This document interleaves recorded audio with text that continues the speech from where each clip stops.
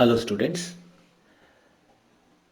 in semester 2 and in semester 5 for BCom students we have subject by name business law. In semester 2 it is called business laws because it consists of two things, business law and company law. Whereas in semester 5 for final year students we have only business law. The company law will be studied in semester 6. So, business law, it explains about the various laws and acts which are available in India for regulating the Indian businesses. This subject enables the students to understand the provisions, sections, principles, rules, regulations, procedures and policies which are enacted by the Indian government for running profitable and non-profitable business organizations. And for example, in the business law, we will be discussing about the Indian Contract Act 1872, Sale of Goods Act 1930, Consumer Protection Act 1986, Intellectual Property Rights, etc. So, coming to this lesson, we have divided into say some 9 slides.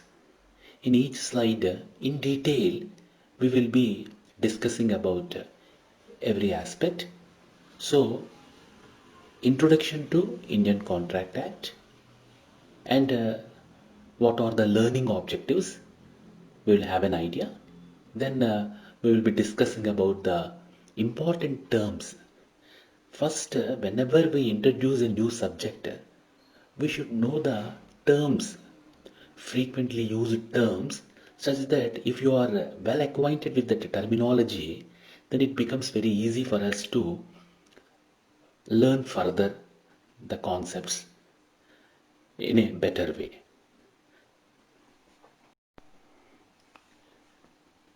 Here we will be getting an idea about the learning objectives.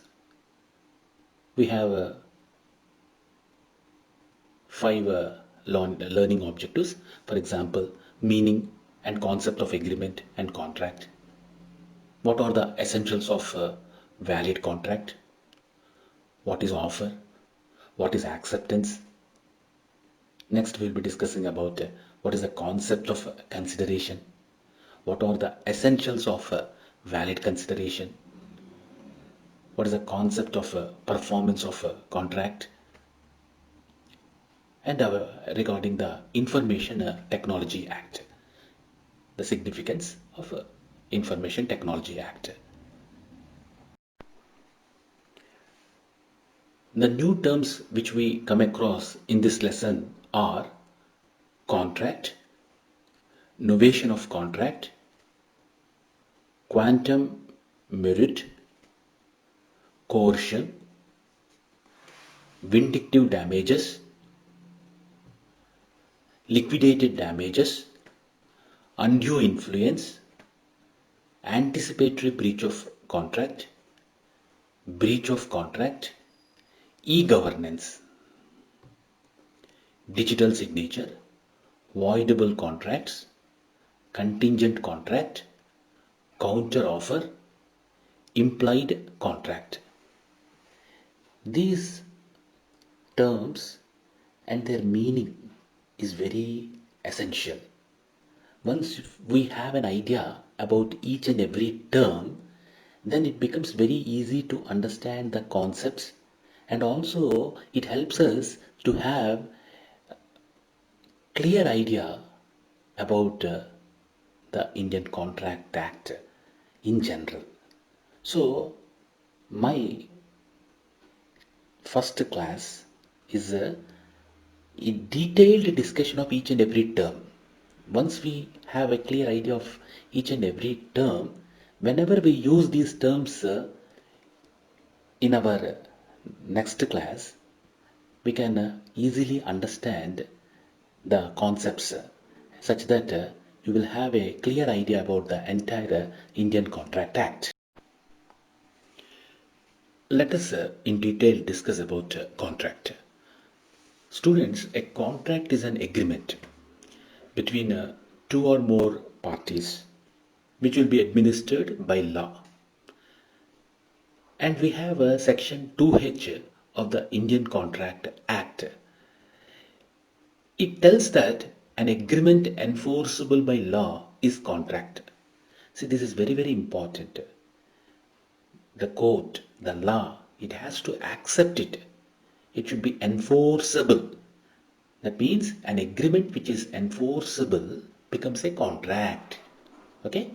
That is very important. Agreement which is enforceable by law is a contract. And what is very essential is a contract is an agreement between two or more parties. Two or more parties. Minimum two or more. Two or more parties. That is very important. Here, this is very, very important. Contract is an agreement whose objective is to establish a legal obligation. There should be a legal obligation. That is very important. And one more thing here, if you see the definition, it is quite clear that the contract includes two elements. One is agreement, another one is legal obligation. A duty enforceable by law.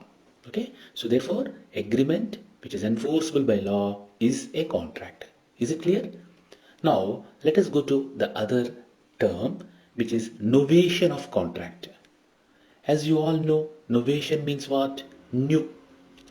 Novation of contract means what? It's a new contract. That means it is substituted for an already present contract among the same parties. Okay, so some new thing, new. So therefore, a new contract can be either between same old parties or between different parties. Okay, same party may be there, old party, some changes have taken place, or otherwise new party has come, some with some modifications or changes. The consideration for a new contract is same as that of old contract. Novation must occur before the time of performing the original contract gets expired. That is very important. Say a 15 days period or 1 month period or 6 months period. So there is a time to execute that contract. Before that only you have to do any changes. Novation occurs when a new contract is substituted by an already present contract, and it should be done before the original contract expires. That is very important. Next, here the novation of contract is classified into two types. Change in terms of the contract. Here you will be changing the terms of the contract. Second one is change in the parties of the contract. Okay, so first let us discuss about the change in terms of the contract. Here in the novation of contract, what you will be doing, the parties of contract will have the right to alter, change or substitute the contract in which they involved or entered. However, if any party selects or processes this type of novation, the liability of existing parties will be arised, or the liabilities are regarded to be original agreement. See, for example, here you are changing the terms, okay, of the contract. So it becomes a new contract. Here the novation parties are to be bound by new alteration in the contract. So once you have changed it, it is the responsibility of the parties to stick on, to bind on the alteration of the contract. Okay, that is very important. Next comes a change in the parties of the contract. Here in the novation of contract, what happens? The parties involved in the contract have the right to change the parties, but the rules and regulations which they have to follow must be decided with their own consent. Usually the novation of obligation is created to replace one party with another. So just the party will be changed. Okay, almost the contract will be same, but here there is we have a change in the persons or the parties. In the first case, it is we are changing the terms of the contract. So it can occur in two ways: change in the terms of the contract or change in the parties of the contract. And novation means it is a substituted for an already present contract. That is very important. Okay, so next we have another term which is very important. It is called quantum merit. Quantum merit. It means as much earned, as much as is merited. Merited. So here in this contract, when someone has done some work and the other party repudiates the contract, or some event occurs which makes it impossible, okay, we'll be thinking to execute it. Sometimes what happens, it becomes impossible for further performance of contract. Then remuneration can be claimed by the party who has performed the work. And an obligation to sue on a quantum merit occurs when a contract is performed by one party to some extent and becomes discharged by the breach of other party. Thus the party is not sued for original contract, discharged but for implied promise mode by the other party to pay in the event of breach. Here what happens, we think that we will execute the work, we complete the work. With that understanding only, we will be doing the agreement, and we see that the contract takes place. Sometimes what happens, because of some uncertainty, we are not in a position to perform the task. So here what happens, we are breaking the event of breach. Breach is taking place. So at that time, what happens now, we have to some compensation we have to give, something like that. So here, when it will take place, the suit for quantum merit occurs in some cases. For example, when the work accepted and completed in a contract which is subsequently discovered to be void. See, for example, it's not a valid one or something like that. Then what happens now? We have started the work, we are with good intention, but something what happens now? It is not a valid contract or something like that. Sometimes what happens now? Person based on contract did some work or delivered something to other person for receiving payment for the completion of work. When a person in a contract performed half part of the assigned work and refuses to complete the remaining work. See, 50% work is completed, the remaining work is not able to done. Here, then what happens now? Here the quantum merit concept occurs. So here, these are the things which we have to keep it in mind regarding the quantum of merit here. So that is, these are the concepts. So we have discussed about the contract, novation of contract, and quantum merit. So quantum merit is as much earned or as much is merited. So if you have done the complete task, you get full amount. You have done the 50% work, you will be can have a claim of 50%, something like that. So accordingly, you will be paid. Okay. So obligation to sue on a quantum occurs when a contract is performed by one party to some extent and becomes discharged by the breach of other party. So if you break it, so you can't claim entire amount. You can claim to the extent which you have done or something like that. Okay. So a clear idea about the entire. Here we will be discussing about terms like coercion, vindictive damages, liquidated damages, undue influence. So these are very important terms. Let us go one by one. So first let us discuss about coercion. When a person is forced by using pressure or threat to enter into a contract, it is known as coercion. According to section 15, a contract is regarded to have taken place by coercion if it is acquired by performing the following. Students, this is very important. You can't force any person. It should be free will. So when you are forcing it and when you are forcing a person, so it is called coercion. Okay. So here, for example, it acquires we have, say, for example, four things. Say, committing any act which is restricted by the Indian Penal Code, or frightening to perform any act that is restricted by the Indian Penal Act, illegal holding of any property, frightening to detain any property. Say, for example, there are two persons by name Ram and Satish. Ram beats Satish and forces him to sell his house for 20 lakhs. So, two persons, Ram and Satish. Ram beats Satish and forces him to sell his house for 20 lakhs. Here, Satish's consent is acquired by coercion. Beating someone is an act of offense under the Indian Penal Code. We are not supposed to beat a person. Anything, you approach the police, you fight in the court. But as an individual, you are not supposed to beat anyone. You are not supposed to force anyone. So, these are the things which we have to keep it in mind. So, Indian Penal Code. So, you can't, any act which restricts the Indian Penal Code, or you can't frighten any person, or you can't hold any illegal property. The property which is accepted by court, which is legal, that only you can have it. Anything which is not legal, which is illegal, you are not supposed to have that property. And you can't frighten anyone and to acquire the property.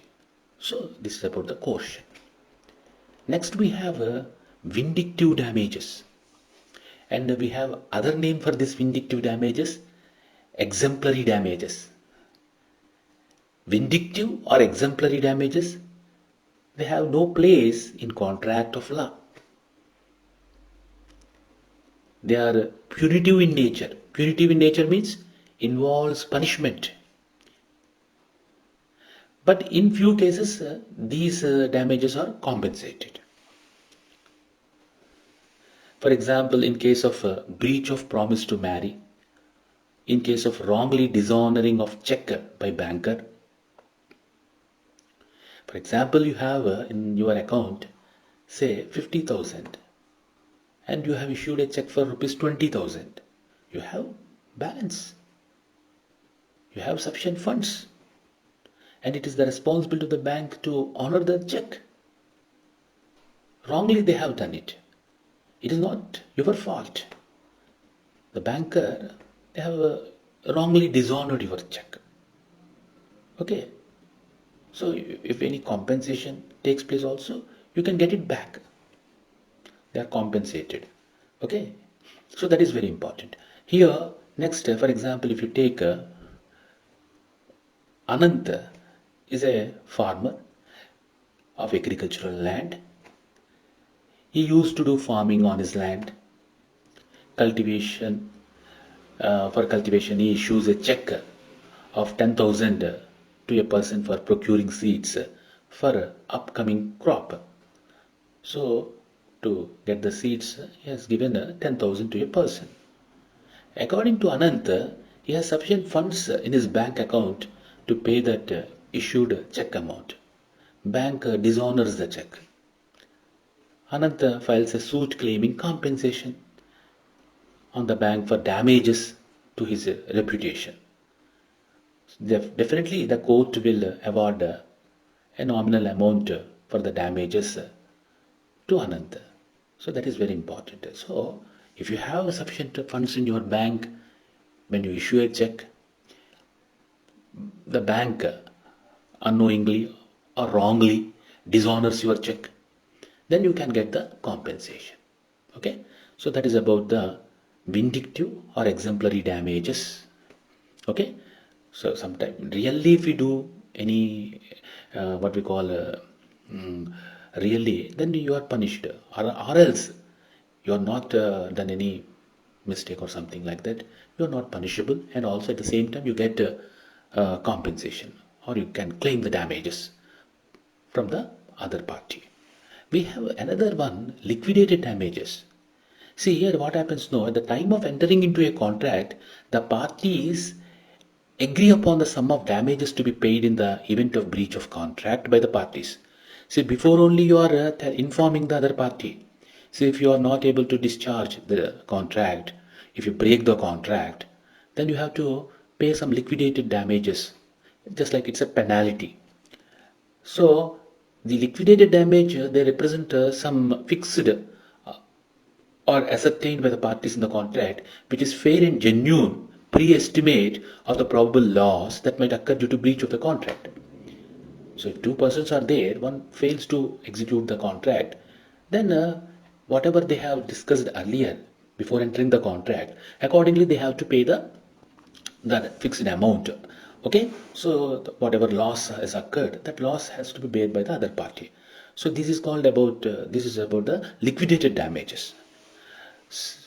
You can come across such type of damages, liquidated damages, in case of real estate transactions, uh, in which amount of damages may not be able to determine due to changing situations, because these will be much difficult in determining damages amount, parties involved in the contract. So as a result of this, there will be some sort of protection given to the parties. So just like they will, before only they will have if I want to purchase a flat, and the builder, he has to hand over the flat within 2 years, and more than 2 years if it take place. So it is the responsibility of the builder. Similarly, it is my responsibility to pay the entire amount for the flat. If I'm not in a position to pay the money to the builder, so I have to pay some what we call liquidated damages. So this is an understanding such that what happens now, before only if we have the clear idea, such that we will be very careful and we execute the contract in time. So if I don't pay, I have to say this some interest you have to pay or something like that. What happens then? A lot of commitment will be there, and I will be paying the in installments. In 2 years, I pay the entire amount to the builder, and I get my flat registered. Similarly, the builder also, he tries to see that within 2 years he completes the entire work, and he handovers the flat to me. So if it takes place in time, no problem. Or otherwise, according whatever we have the understanding, we have to pay the liquidated damages. Another one is there, it is called undue influence. When the will of a person is dominated by the other person in order to gain unfair advantage, it is termed as undue influence. Here what happens now, unfair advantage over the other. See, any time the deal should be fair. The deal should be fair. You can't unfair advantage we can't take. And here one more thing is we can't dominate the other. Contract means it should be fair. So will of a person is dominated by other person to gain unfair advantage. It is termed as undue influence. We will be discussing about anticipatory breach of contract, e-governance, digital signature. So here the anticipatory breach of contract, we have to remember section 39. Anticipatory breach occurs when one of the party to contract declares his intention of not performing the contract before his performance is due. It means refusal to perform the promise might be either through express or implied repudiation.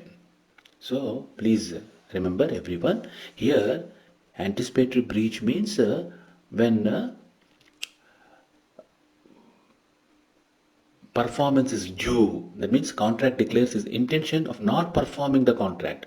One party, it tells that, it declares that they are not in a position to perform the contract. So therefore here repudiation is in two ways, express repudiation and implied repudiation. See, for example, express repudiation means party of a contract expresses his or her intention of not performing the contract either by word or by action. So they will be informing us. Say, I'm not in a position to perform the contract. They express it. Implied means a party of a contract carries out some actions which makes the performance of contract impossible. So by way of action, we can understand that they are not in a position to fulfill or perform the contract. So this is very important. One party to contract declares his or her intention of not performing the contract. It is called anticipatory breach of contract. We are anticipating. Okay, so they are not in a position to discharge the contract. They are breaking the contract. So you can anticipate it. So it will be in the two ways, express or implied. Next we have a breach of contract. An obligation involved in a contract is broken, then it is called a breach of contract. Here also we have two types, actual breach of contract or constructive breach of contract. See here what happens now in the actual breach of contract at the time when the performance is due or during the performance of the contract. So it will be the breaking of the contract takes place before the performance of the contract or when the performance is due, still it is not completed. Before that they want to break the contract. Another one is called constructive breach of contract. Here anticipatory breach of contract takes place when one party of a contract informs the other party that he or she will not be performing his or her promise. The intention of not performing the promise is declared prior to the due date. Refusal to perform the promise might be either through express or implied repudiation. Okay. Next we have e-governance. It is called electronic governance. It refers to the process of filing and submission of any form or application or any other document with the government department in the electronic format. So you are submitting the filling the forms and submitting the forms of the government department through electronic way in an electronic format. Say for example, you apply for passport online, you file the income tax returns. We have, for example, this Me Seva centers. So everything you'll be paying the bills, electric bills, okay, all types of water bills. So this is about the whatever the government services which are rendered through online mode. Payments are taking place in online mode, on electronic mode. It is called e-governance. See here what happens now when we have such type of governance, it will be quick, it will be effective, it will be efficient, and also it is less costly. And there will be accuracy in the performance of transactions. So these are the advantages of e-governance, and there will be transparency. Okay, next we have digital signature. A digital signature is one of the methods of encryption used to provide authentication. The main idea of digital signature is to protect the message or data from modifications. Digital signature is very popular in the world of network security. It is a kind of asymmetric or cryptography used to support the security properties of a handwritten signature on paper. The digital signature provides two algorithms, one for signing, which requires the user's secret or private key, and the other algorithm for verifying the signature, which requires the user's public key. So there are one private key and a public key. So for verification, we use the public key. The result of the signature process is called the digital signature. So here digital signatures are used for to provide authentication of any electronic information. So any proceedings you have taken. For that authentication, so you'll have the digital signature. So digital signature certificates are the certificates that are used to verify one's identity when he or she is doing any business or transaction on the internet. These certificates are issued by a trusted third party called certificate authority. A digital certificate contains the user's name, a serial number, a copy of the certificate holder's public key, expiration data, and also the digital signature of the certification authority. The digital signatures usually conform to X.509 standard. So the remaining terms, we have voidable contracts, contingent contract, counteroffer, implied contract. In detail, we'll have a discussion. So voidable contract. Here, section 2(1) of the Indian Contract Act defines an agreement that is enforceable by law at the option of one or more of the parties thereto, but not at the option of other or others, is a voidable contract. It means this form of contract is formed in case one of the essential elements, free consent, is not present. If the consent of the party to a contract is not free, that is, when it is formed due to coercion, undue influence, misrepresentation of fraud, the contract is said to be voidable. The party whose consent is not free can avoid it, the contract, if he or she is intended to do so. A voidable contract is valid until it is avoided by the party entitled to do so. So here this is very important. There should be free consent. If there is any fraud or anything, it is called a voidable contract. So agreement means enforceable by law. Okay. And here what happens now? Free consent is very much required, and if it is due to coercion or undue influence or fraud, then the contract is said to be voidable. At his or her option, the party whose consent is not free can avoid the contract. So if it is free, it will be continued. If there is any force or something like that, it will not take place. So voidable contract.